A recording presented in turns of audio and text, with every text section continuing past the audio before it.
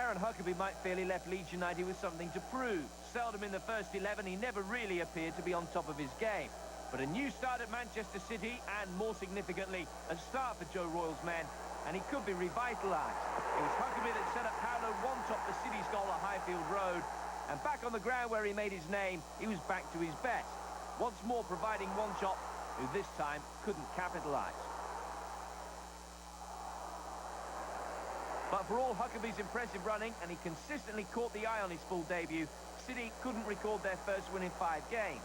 They were pegged back by Mark Edworthy's moment of brilliance, which owed a little to Nicky Weaver's misjudgment. Edworthy's first goal since joining Coventry, and his first in the league since October 1994. And they were inches away from a crucial second consecutive victory over one of the other side from the bottom 6. But Mustafa Hadji couldn't add a win against Manchester City to that over Everton. Coventry City 1, Manchester City 1. We're doing a lot right. The problem is, you look at the number of shots we've had today, number of chances, number of crosses, number of corner kicks. We are going in the right direction anyway. But what it tells you is we are struggling to score goals. And that's not just the strikers, even the midfield players getting in there are snatching at things. We're snatching at the last pass as well.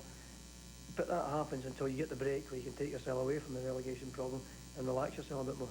Yeah, I'd like to have scored, but it want to be. But all in all, I think it was a fair result, and it's quite nice coming back here.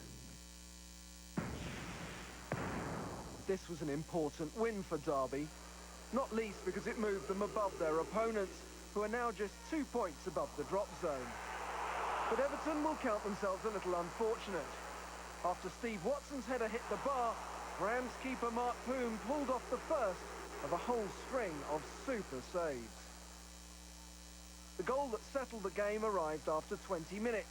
Derby worked hard to win the ball in midfield, and with the help of a clever step over by Malcolm Christie, Dion Burton was left with only Thomas Myra to beat.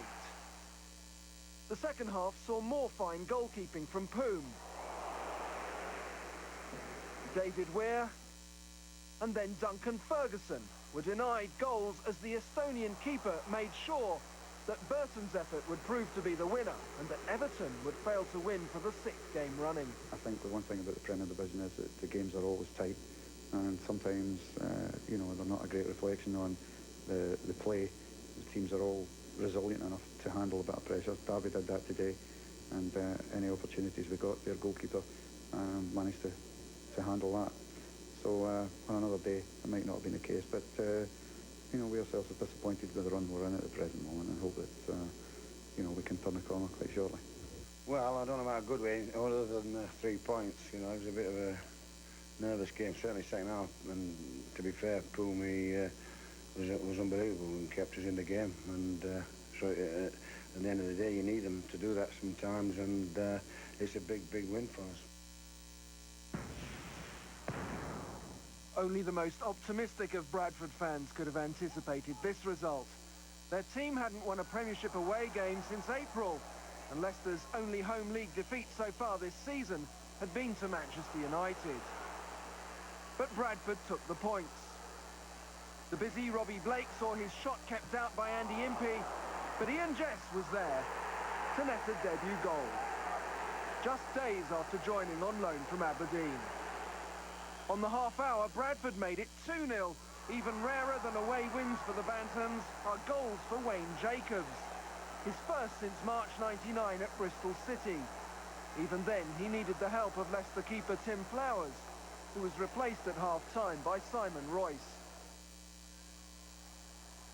The home side did pull 1 goal back before half-time. Arne Gudlaugson's run ended with a pass for Darren Eadie. Dean Windass caught Eadie's heels, and also a yellow card. And from the resulting penalty, Muzzy Izzet cracked home his 6th goal of the season. But Bradford held firm throughout a goalless second half.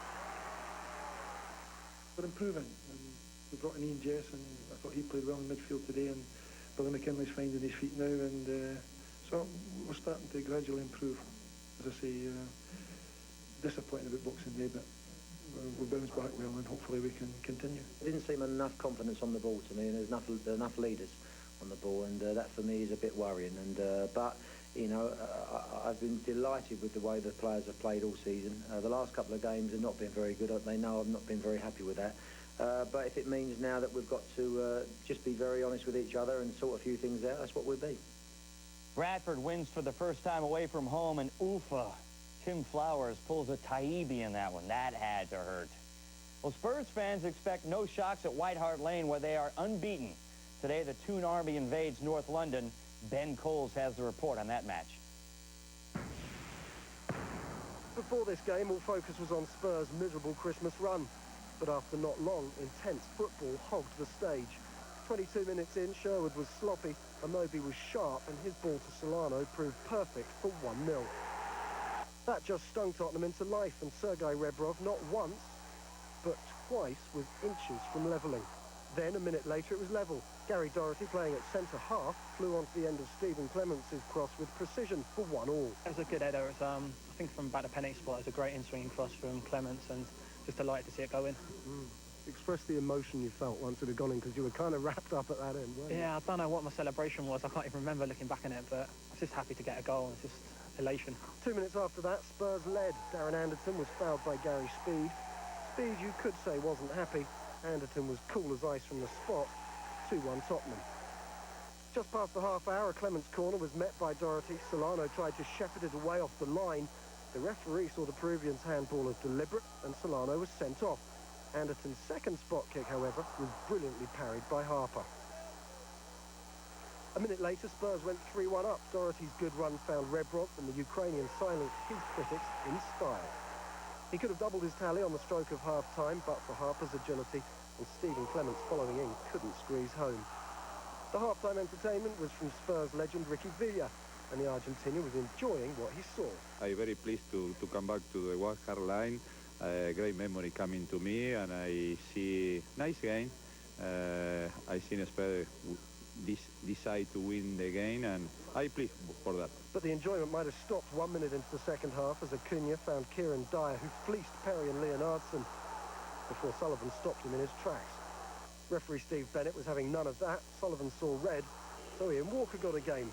But first up had to pick Kieran Dyer's penalty out of the net. Then came another moment of controversy. Dyer upended, protested too far to the linesman, and became the referee's third red card. I certainly don't condone what Kieran Dyer has obviously said to the linesman, but I've seen that happen so many times, and linesmen just shrug that off and forget about it and get on, you know. So to have a player like Dyer sent off for that was a bit harsh in a way, or cruel for us. Indiscipline, and he paid for that. Inside the last quarter hour, it was sealed. Anderton's free left Newcastle's defence short of numbers, and Les Ferdinand made it 4. Another home win for Tottenham, but still the Sol Campbell issue won't go away.